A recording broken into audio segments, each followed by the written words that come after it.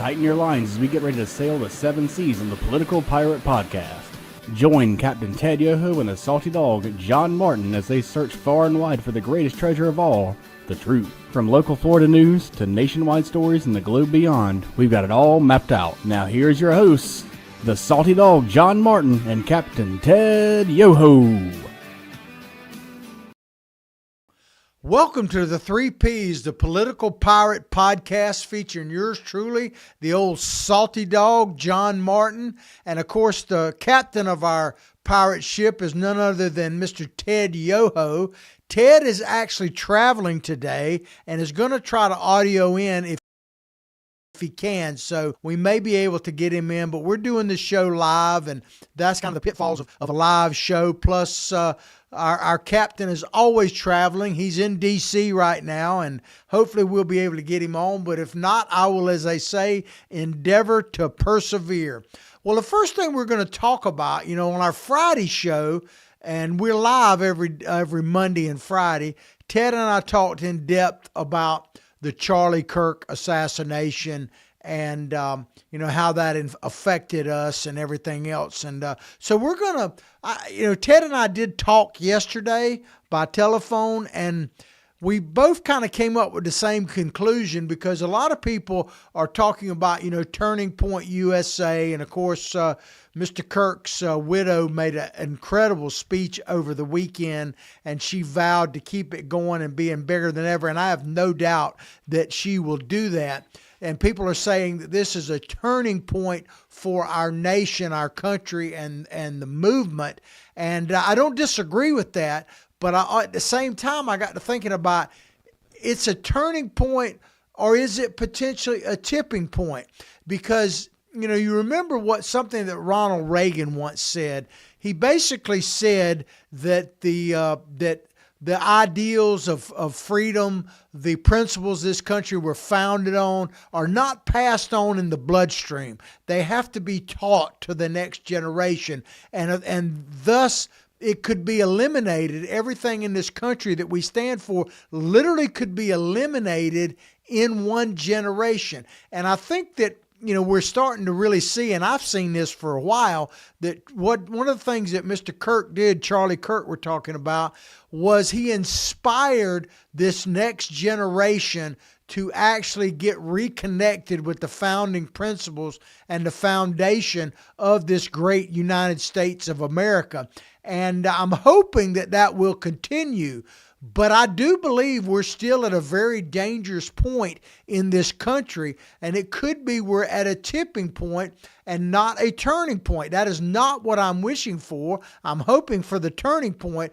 But Ted and I, and hopefully he'll be able to join us, we were talking about how really the world itself, and we've been talking about this now for ever since we started our show together at the beginning of this year, that the United States and the world really is at a precarious point in history, that we're literally kind of on the verge of potentially World War III. And some people think we're already in it, even though we're not officially firing shots at each other. And of course, that China and the United States are inevitable adversaries in that. And I'm going to get into that a little bit deeper in just a moment. But before we actually go to that point, I want to play a video because we've been hearing about all these different reasons why Charlie Kirk might have been assassinated, all that kind of stuff, motives, that type of thing.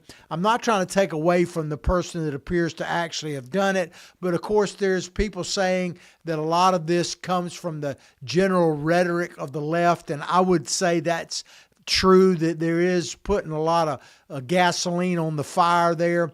But John Fetterman, and who would have ever believed that John Fetterman would become the voice of reason of the Democratic Party if they have one?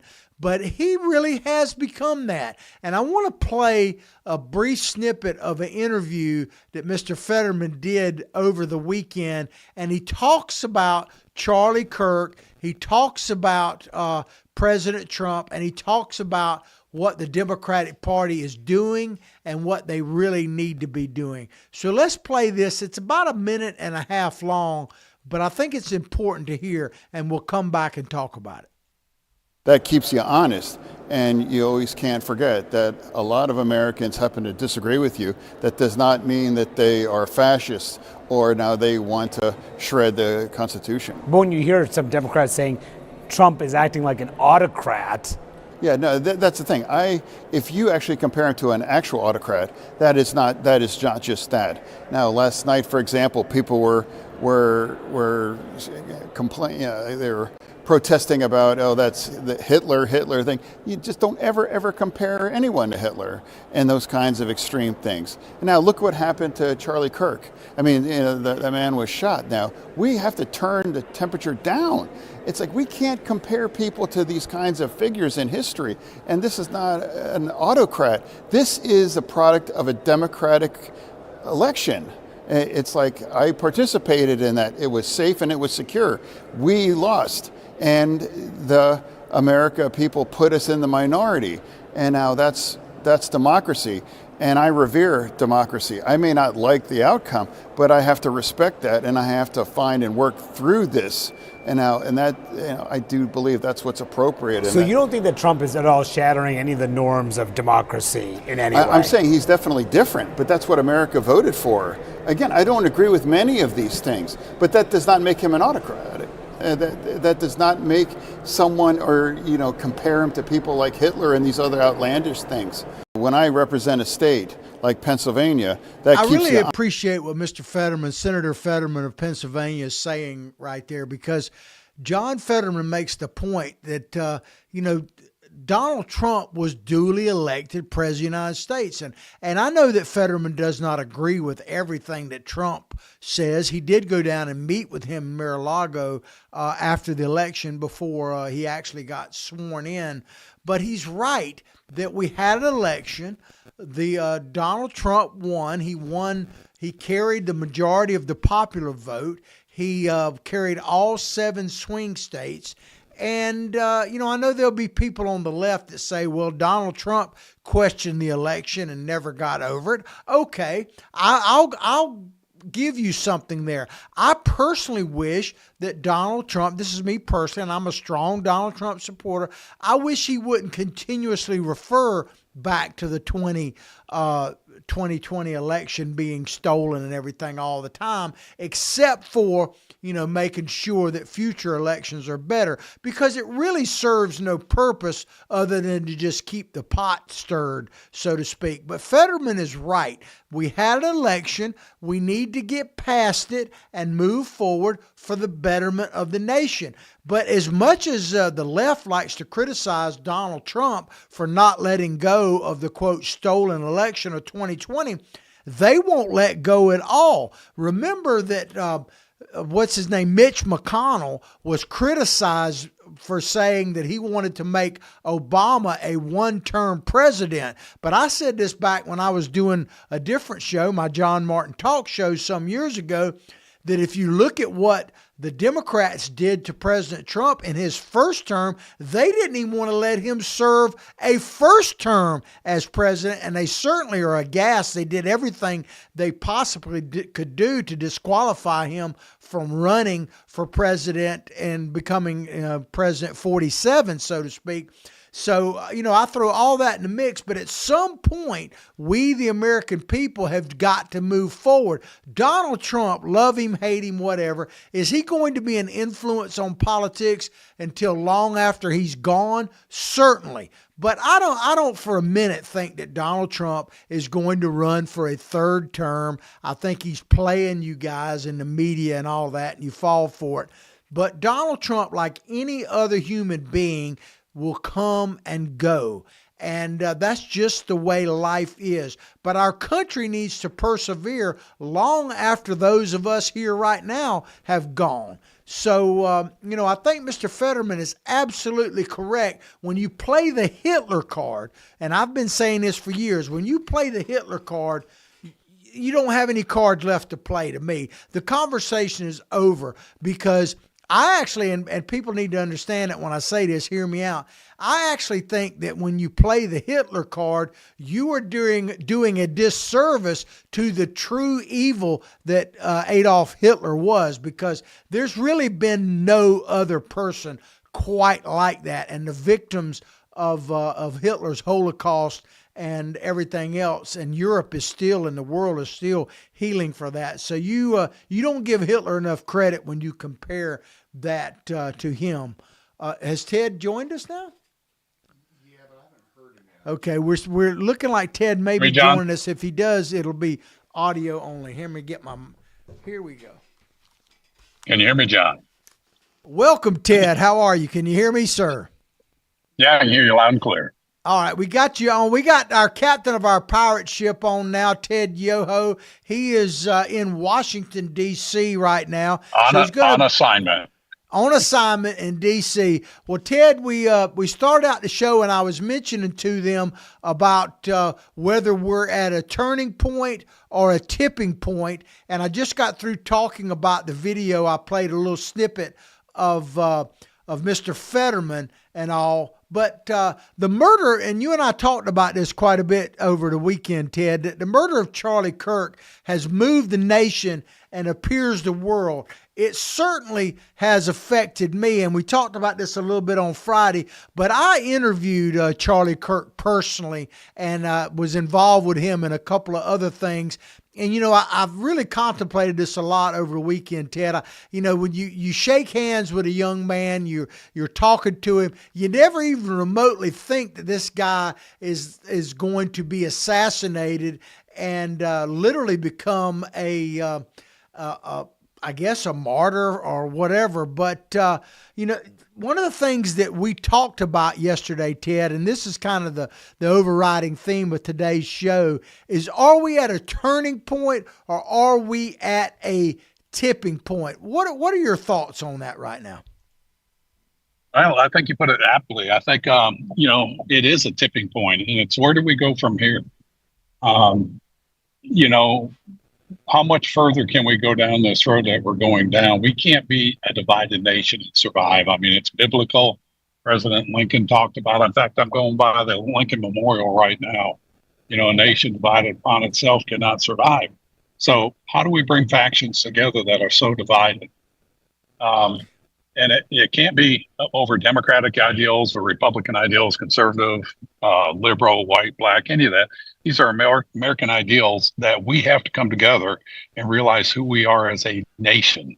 And we can have different opinions, we can have all those things, but we have to have common ground that is focused on the ideals of America and move forward from where we're at. And so it is a tipping point, and it's up to us, each and every one of us, from the young people, elementary school, high school, college, to the professors, to the politicians, to the everyday voter, the person out there working every day.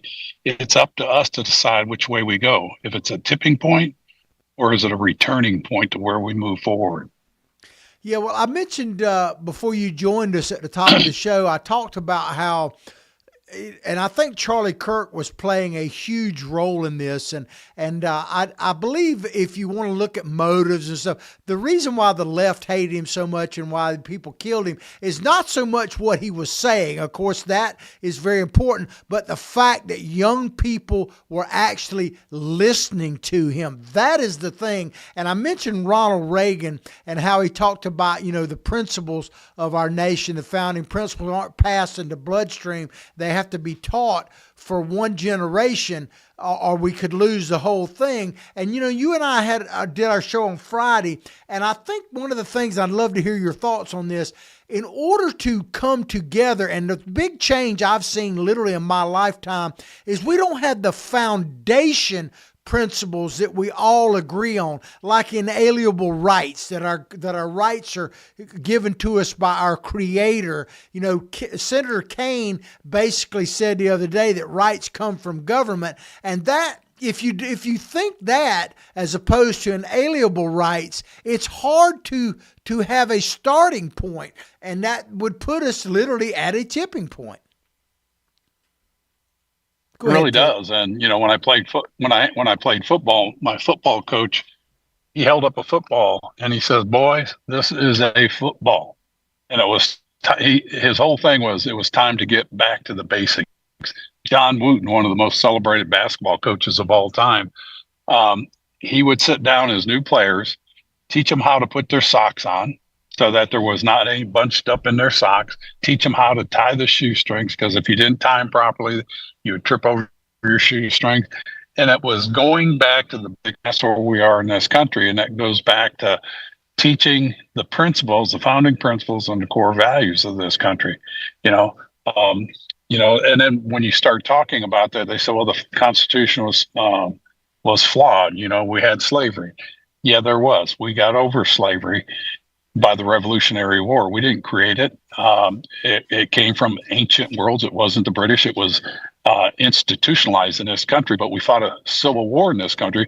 The sad thing is slavery still goes on in this country, and not, well, in this country, but around the world. When you look at prostitution and things like that, there's indentured servants here today. And it's an ugly sin on humanity, not just America, but on humanity. And we need to go back and teach these things and have those discussions and debates of where do we go from here? Yeah, we're not a perfect nation. As I've said before, I'm in it. Hell, I'm not a perfect person. In fact, I think the only perfect person that lived on the planet was Jesus Christ, and he got crucified. So we need to strive to become better at what we do as people. If not, we know what the alternative is, and it is a breakdown of society, a breakdown of civil society. You get chaos, and that is a no-win situation.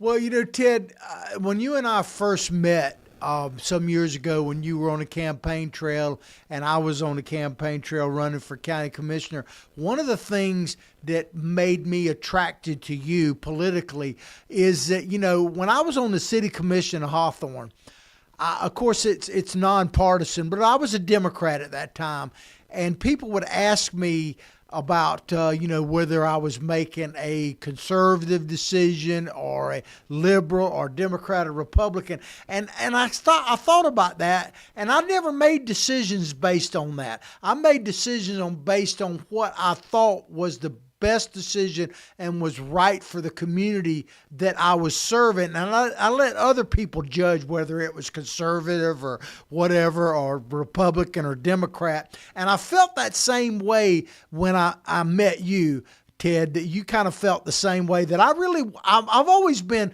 a political animal, but I never really been all locked into one particular dogma, because like I was a lifelong Democrat until a little over a decade ago. But the first president I ever voted for when I was eligible to vote was Ronald Reagan. And the first Republican I ever voted for when I could vote Republican in a primary was Ron Paul. So, it's hard to just label me, and I think it's hard to label you that way. And really, I think that's what kind of bounds us together, Ted, because I see you the same way, and I'd like to hear your thoughts on that. Well, I am, John. It's when people ask me, you Republican or Democrat? When I ran, I said, I'm an American, because I don't serve a party. I mean, I have my ideals. When you look at them, they're more Republican, but there's some I'm liberal on. And the whole thing is we can't be siloed. If you're siloed, what happens is the arguments come out, one side against the other, and you become partitioned, and tribalism comes out of that. And that doesn't benefit anybody other than the guy that's got the biggest weapon or the biggest group around him, but it doesn't serve a civil society. And so it's imperative that we come together. And it was neat. You played that John Fetterman video already, didn't you? Yes, I did. Well, listen to the words of John Fetterman. I mean, who would have thought that he would have been a voice of reason, 4 years ago? But here's a guy that says, I'm a Democrat and we lost the election. I'm not going to get mad and I'm not going to do this. I was disappointed. But the thing we do is you go to the ballot box in the next election and you espouse a message that people say, yeah, that's where I want to go. And so if John Fetterman can go from that And I don't think he was as kooky as the media made him. I think it was media that really tarnished that guy. And, he's the guy that's just trying to serve this nation. And, I think that's a message for all of us. It wasn't the outcome I wanted. And I felt that way with Obama when he got elected. In fact, what he did, instead of getting mad and doing like these people do today that can't handle reality, is I gave up my practice of 28 years, sold it, put everything on the line, and ran for Congress. Because I wanted to make a change. I wanted to make a difference. Yeah, well, and I think Ted, that's what people should do. Absolutely. And you and I have been talking a lot over the last week or two about the direction of the show and what we want to accomplish. And I'm right on the same page with you. And I mentioned earlier about the Reagan quote, about educating and passing on the principles. But I also thought about, and I mentioned this on Friday, but I think it plays well into this, that Martin Luther King once said that our times will not be judged by the evil that men do, but by the good people who stand by and do nothing. So I kind of see you and I in that we don't want to do nothing. We want to be that bridge, if you will, between the founding principle of this country and what we were taught and the next generation, to make sure we at least do the best we can to pass those founding principles on. So we'll call out and praise or call out for criticism anybody at any time on any side that's not pushing that narrative, so to speak. And we're going to go to commercial break, but give me your thoughts on that and the direction of the show before we do, Ted. No, I want to be a voice of reason that brings people together, that helps heal this nation, that sets a course of where this nation will be 15, 20, 50 years from now, John. And it's going to take that kind of visionary movement. And Charlie Kirk started that. He had the dialogue. He had the ability to debate and move this country and get people to think, where do you want to be? And it's, I had mentors in my life that says, where do you see yourself in 3 to 5 years? He goes, because if you don't have a plan of where you want to be in 3 to 5 years, you're going to wind up somewhere. And it may not be where you want to go. And I think we should do that with our country. And looking forward, that is the goal of our program, is to, all right, here's the problem. Here's a solution. Let's get to work. How do you accomplish that? And I think if enough of us and embrace the founding principles, core values, and teach people how to change the direction and get off of social media, get off of the media, the legacy media. Those things do nothing really to advance society for the most part. They can be a source of good, but there's a lot of bad stuff out there, and we have to sift through that and just stay focused on where we want to go. Absolutely. Well, we're going to take a quick commercial break, and when we come back, we're going to talk about, are we at war right now? Are we actually in World War III right now and not even really know it? Because, Ted, I think you're going to make some points that we might just in fact be. But if you'd like to become a sponsor of the show, please look at the little tagline that says Contact Freddie, and certainly support our sponsors, support what we're doing, and spread it far and wide. We'll be right back, Ted. Sure.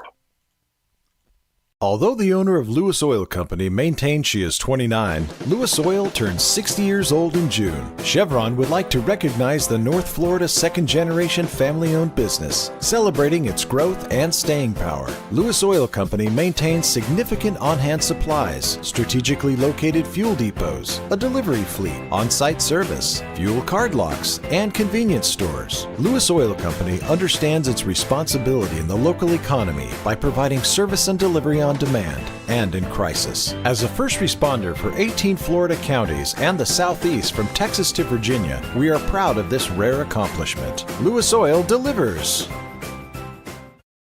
This is Ward Scott, and I want to thank all our sponsors who keep the show going and pay the bills.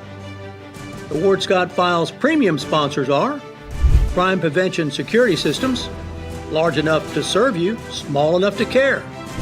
Meldon Law, the only official injury partner of the Florida Gators. The Ward Scott Files Gold sponsors are Lewis Oil Company. Shoot GTR. On the Spot Dry Cleaners, R&R Construction, and Style Cuts. If you are interested in promoting your business on the show, you can visit our website, www.awardscottfiles.com, and click on the Advertise Here banner on the right side of the page, or call my friend Freddie at 352-284-3733. Again, thank you to all the great businesses that support the Ward Scott Files. And remember, if you like the show, thank our sponsors and support the businesses that support us. What you just said is one of the most insanely idiotic things I have ever heard. Everyone in this room is now dumber for having listened to it. May God have mercy on your soul. Or that very much surprises me that you've never been tased. You can't handle the truth. All bees poop. A warthog. He's going to come up the steps. Here he comes. Oh my goodness, and he's huge. Hello, boy. I wonder if we can pet him. Hi, boy. Can we touch him? No, don't. Help me! Help! Help! And we're back to the 3 Ps, the Political Pirate Podcast, with your host, John Martin, and the captain of our pirate ship, Ted Yoho, who is in Washington, D.C., and is joining us by audio only. Well, Ted, when we went to break, we were talking about whether or not we're actually at war now in World War III. And, you know, Charlie Kirk, we talked a lot about Charlie Kirk, said America's future is a series of choices. There is no doubt about that. It is a series of choices that we have to make. And Ted, in our conversation, you mentioned the Greek philosopher and historian, and I probably mispronounced his name, so I'll let you do it, and how his wisdom speaks to us today. Can you expand on that thought? Be glad to, John. And his name was Thucydides. He was over, I think it was 4,000 years ago. And it's amazing how history repeats itself. And what he observed, he was a historian, he was a wealthy guy. He became a general, a failed general, and they removed him from his generalship. But yet he stayed involved in politics on the outsides, watching, writing history. And what he noticed, there's a thing that got attributed to him. It's called the Thucydides trap. And that's where you have, and what he observed is when you have a power that's been around for a while and they start to wane and get weakened, there's usually a rising power. And at that inflection point where they cross, you have a war that breaks out. And if you look at the world, what's going on now, you know, many people, even in our country, are saying we're a failing country, we're a weakened country. And you look at the past administration, it sure bode that. I mean, you looked at our foreign policy, it was a disaster.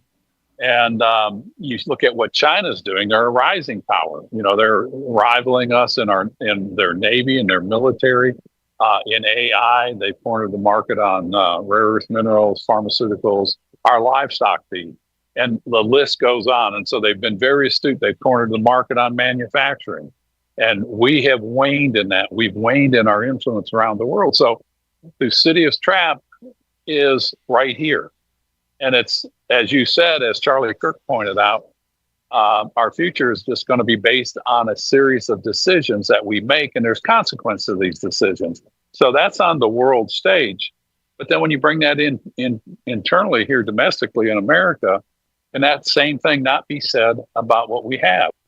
We have that kind of same strife going on in our country. You know, the Democrats feel like they're a losing force. And they are. You know, the Republicans are in majority. Their ideologies are on the downward slide. So they're a waning force. And the MAGA movement has raised, the sentiment in America is raising up. And this is what Charlie Kirk was doing. He was empowering the youth. So it was a rising force. And when you have that inflection point, unfortunately for Charlie Kirk and that movement, you get that conflict.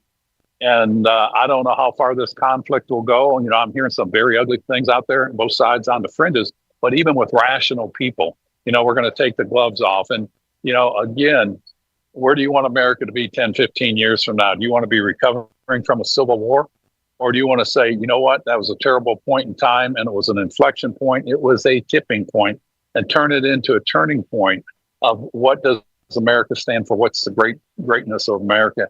And where can we go that we haven't gone before? Kind of like John Kennedy said, you know, we're going to go to the moon and return, you know, we'll set a man on the moon and return before the end of the decade. That's what the greatness of America is, because we came together as Americans and we didn't get tied up with the Vietnam War going on and the civil rights struggle, although those conflicts happened in our country. But we stayed focused on something that was bigger than all of us, and we achieved that. And there was that pride in our nation of what we can do if we come together. And we can't stay divided, or we won't stay at all. Yeah, well, you know, while you were talking, I was thinking about what the world would look like without a United States of America. And it's frightening to even contemplate that. If we were, you know, if we were to be a second tier power or go away at all. And it's not that far fetched, because keep in mind, and I know I joke about it some, but old tampon Tim Walz literally said just a month or so ago that maybe it was time for China to take the lead in the nation. That's right. That's right. I forgot he said that. Yeah. And then you just participated, if you want to talk a little bit about it, with a group that basically said the same thing. And it kind of shocked you a little bit. I don't know if you want to get into that or not, but there are people out there, and some of them credible people and organizations, that actually believe that the world might be time for China to actually lead.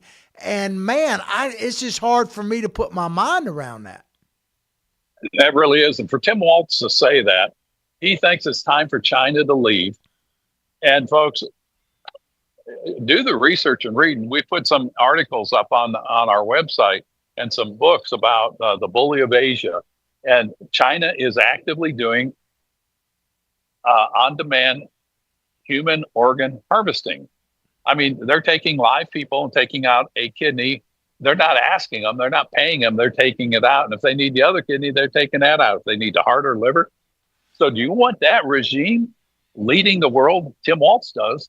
And I can't fathom an American politician or citizen even saying, yeah, I'd rather have China in charge.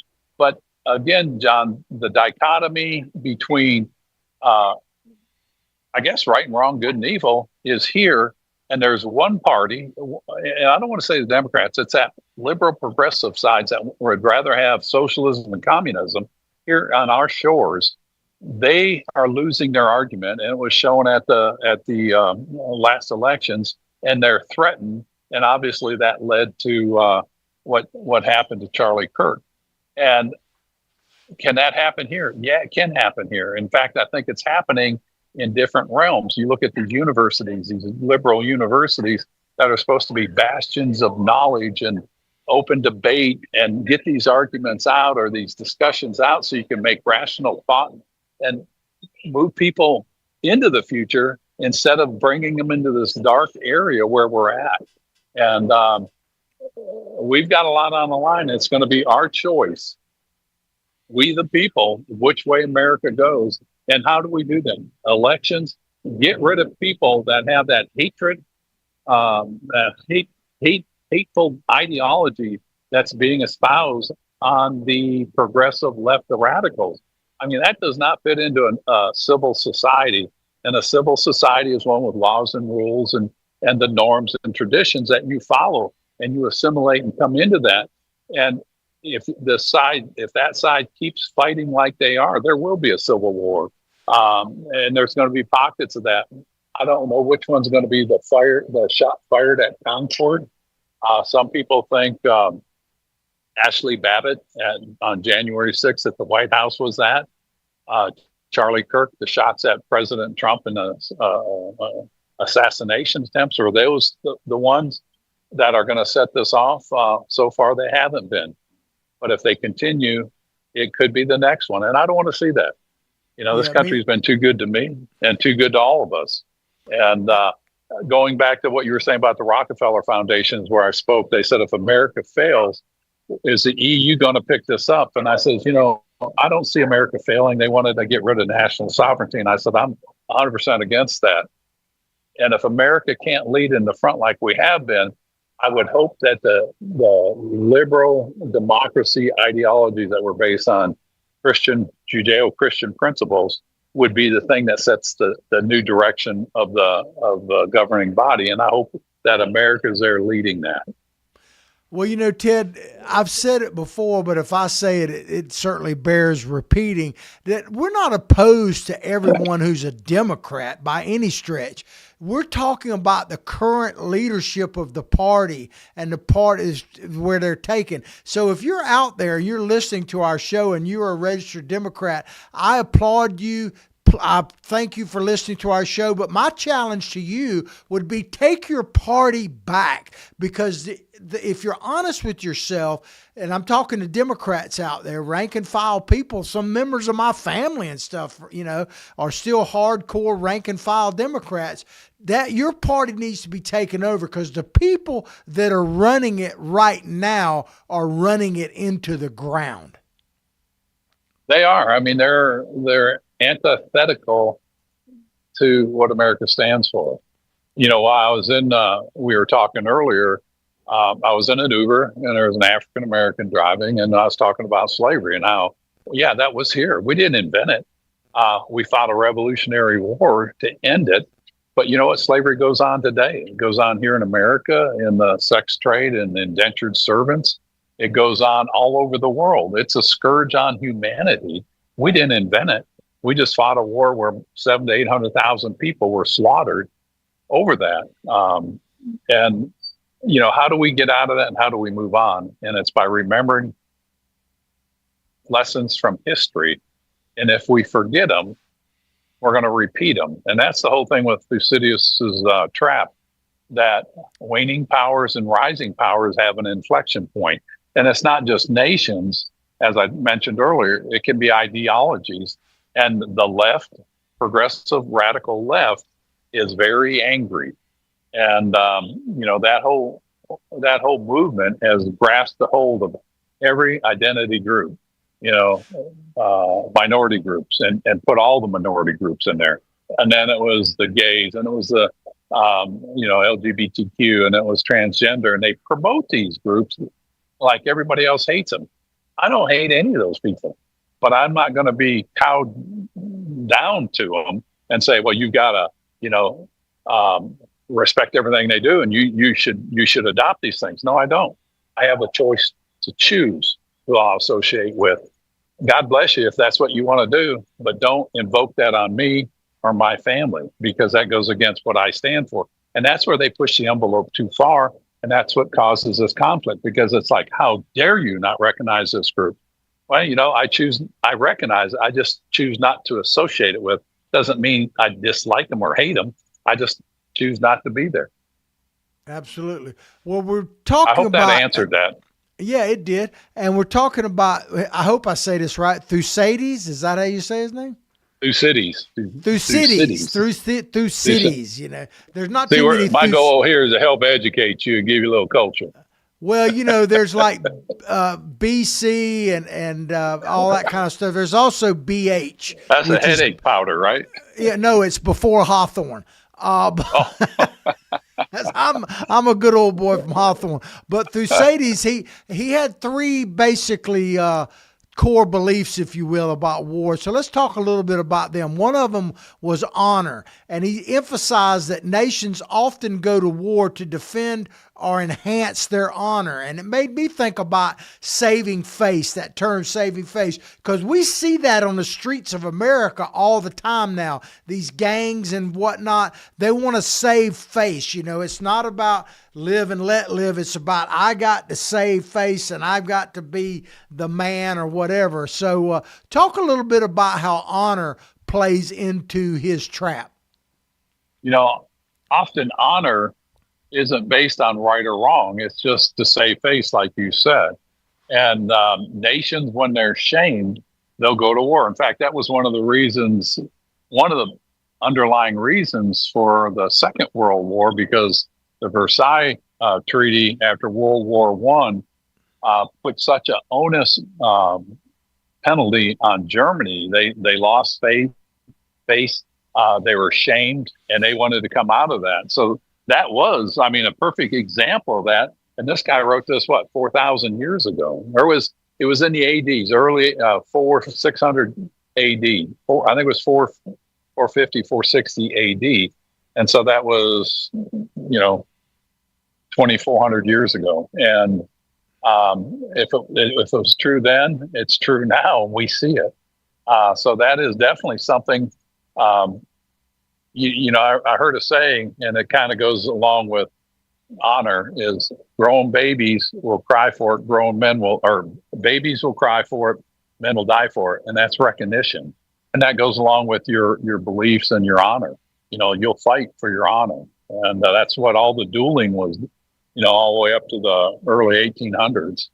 It was over your honor. And you think of our founding fathers when they signed the Declaration. We give our sacred word, our wealth. What is it? And last one was our honor, our sacred honor. I mean, they were willing to die for that. Well, I also, when you mention that part, I think about that famous saying where it talked about that we better hang together or we'll surely hang separately. And that's kind of the same thing, really, as America. Sure is. If we don't find a way to hang together, all of us collectively in America, then we'll certainly hang separately, figuratively speaking. But the next part of his tenets was fear. And the fear of losing power or security can drive nations to conflicts. And the Greek historian of philosophy noted that as one power rises, others may feel threatened, leading to preemptive or defensive wars. And this is pretty illustrated in the modern discussions about U.S.-China relations. Ted, expand on that. Well, it is. And again, it's a good example of nations, but it's also a good example of the political divide in this country. But you look at nations, if you look at what China has done to Taiwan and neighboring countries through intimidation, the air excursions over those nations, and the intimidation they do in the sea with the Philippines and other nations over fishing rights, China is a bully. And that's that book by Stephen Mosher, The Bully of Asia, goes into that. And then you look at what Putin did with Poland and Romania, flying drones in there trying to intimidate them. So it creates fear. And that's, one of the basic fundamentals of terrorism. You don't have to create terrorism. You just create the fear of terrorism. And so I think that, and again, that guy wrote that 2,400 years ago and had figured that out. And here we are going through those same metrics. Yeah. And, you mentioned Russia, Ukraine, and this third tenet of Thucydides' philosophy or treatise is national interest. But if you think about this, Ted, the Russia-Ukraine war, and I'm not defending Russia at anything, but here, think about this. They feel like their honor has been broken because, they used to be this global power and they're shrinking. They're afraid of losing power, of fear. And Putin probably feels like his national interest is being threatened. I'm not justifying any of that, but Thucydides argued that their self-interest, which can include economic gains, territorial expansion, or strategic advantages, I think all of these sum up probably what Putin is feeling, which led him to invade Ukraine and is threatening to, invade the entire former Soviet bloc. You can see it all playing out in that war scenario. You really can. I think that's a good example. And an added, I don't want to say caveat, but an added twist of that is ego. Here you got a guy who was a KGB agent, killed people all around the world, and spied on people, and he came to power, and his mother Russia failed. And he's not looking at why it failed. He just wants to rebuild it for ego and for fear And that's why they were so afraid that Ukraine wanted to become a NATO member, and he feared that. But you look at the fear that he's creating, you look at the Baltic countries that have pulled out of the landmine treaty, and they're mining their borders between their countries and Russia. You look at what Germany and the EU is doing, putting all that money into defense, and that's based out of fear. And so fear is a very strong motivator sometimes for the wrong things, and to protect, but it's being brought on by some very bad actors. Putin, China's doing that, South Korea's done it, Iran did it. And at what point is it a tipping point to where all war breaks out? There'll be a flashpoint. I don't know what it's going to be, and I hope we never see it. But the weapons, as you and I talked about, in the old days, they had catapults, spears, arrows, knives, hatchets. And so they were very brutal conflicts. Today, we could kill millions of people without ever leaving the country. And the cost of a war today, well, that's mutually assured destruction. It could literally be life of the planet itself. Really, it could be. It really could be. And you know what? Mother Nature would be happier without us. I truly believe that. We're just a destructive force. What people say, what's the most destructive force on the earth? Earthquakes, hurricanes, fires. It's people. Well, Ted, I know you're probably about to have to pull out, but before you do, right. I want to put up this meme that I have of Thucydides, a saying of his, and it really hit me hard on this, if we can pull that up. But basically, he's talking about he doesn't blame the rulers for wanting to rule and expand. He faults the people for willing to turn over their ruling, their freedoms to these rulers. And it made me think of COVID and all. And I don't know if you remember this video, but back during COVID, Governor Murphy of New Jersey, I want to play a video, if we can, of him on Tucker Carlson's show. And what really got me the most about what happened in COVID is not the overreach of government, because they certainly did, but how easily we gave up our basic rights. So let's play this video if we can, and if we got time, we'll come back and have you talk about it. 15 congregants at a synagogue in New Jersey were arrested and charged. The Bill of Rights protects Americans' right to practice their religion as they see fit and to congregate together, to assemble peacefully. By what authority did you nullify the Bill of Rights in issuing this order? That's above my pay grade, Tucker. So I wasn't thinking of the Bill of Rights when we did this. I, Philip Dunton Murphy, do solemnly promise and swear that I will support the Constitution of the United States. So help me God. That's above my pay grade, Tucker. So I wasn't thinking of the Bill of Rights when we did this. So this is how liberty dies. And there you have it, Ted. You have a governor of a great state in the United States of America, New Jersey, literally laughing about the Bill of Rights and saying that's above his pay grade when he took an oath of office to defend the Constitution. So I'm really afraid that if we don't buckle down as a society and protect our rights, we'll just turn them over to the government, like Tim Kaine, the senator from Virginia, alluded to last week. President. Go ahead, Ted. Right. No, I think you're absolutely right. And this is where we've got to educate people. And hopefully that education will motivate them. And then by those two things, activation comes and we go to the ballot box.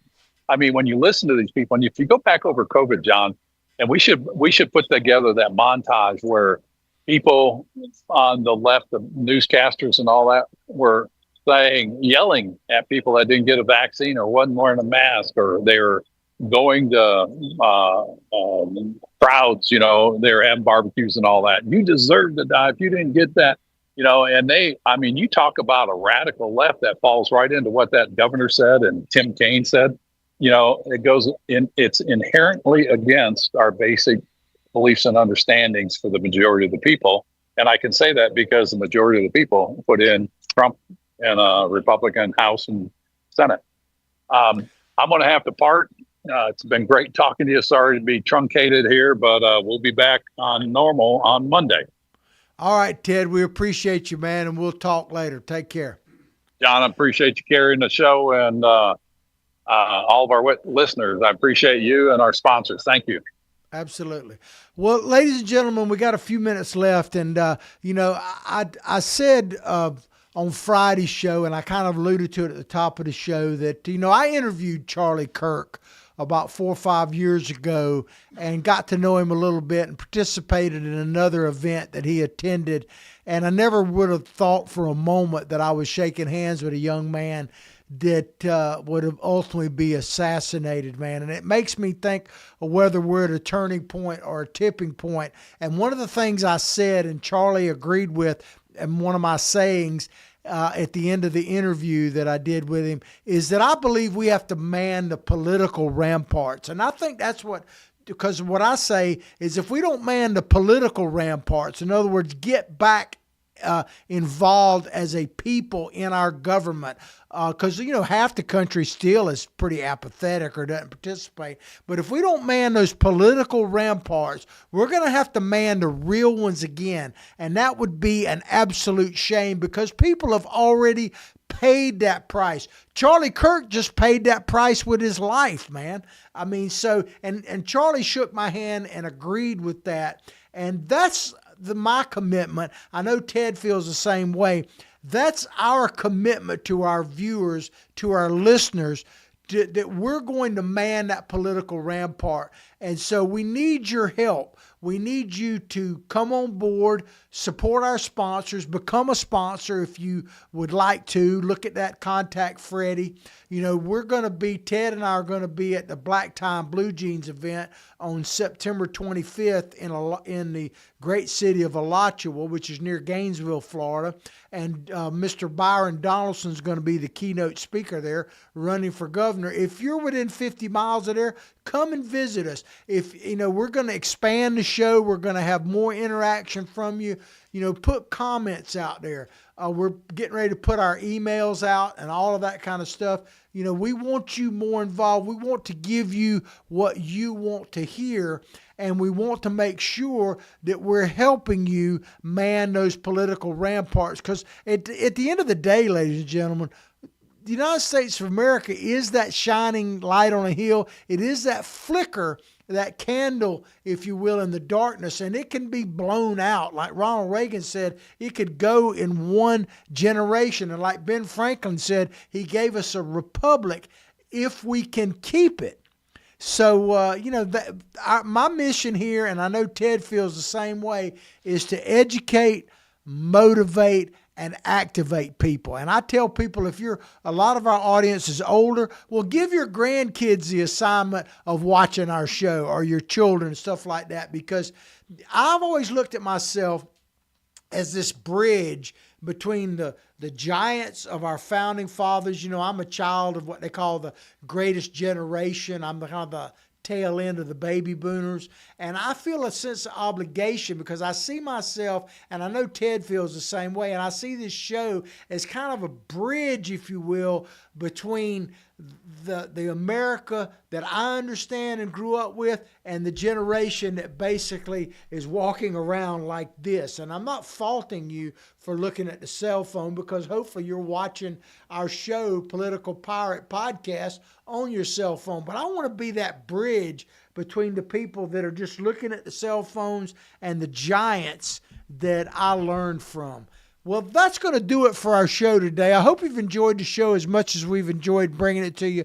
Please like what we're doing, share what we're doing far and wide, and above all else, have yourself a very blessed day. Peace out.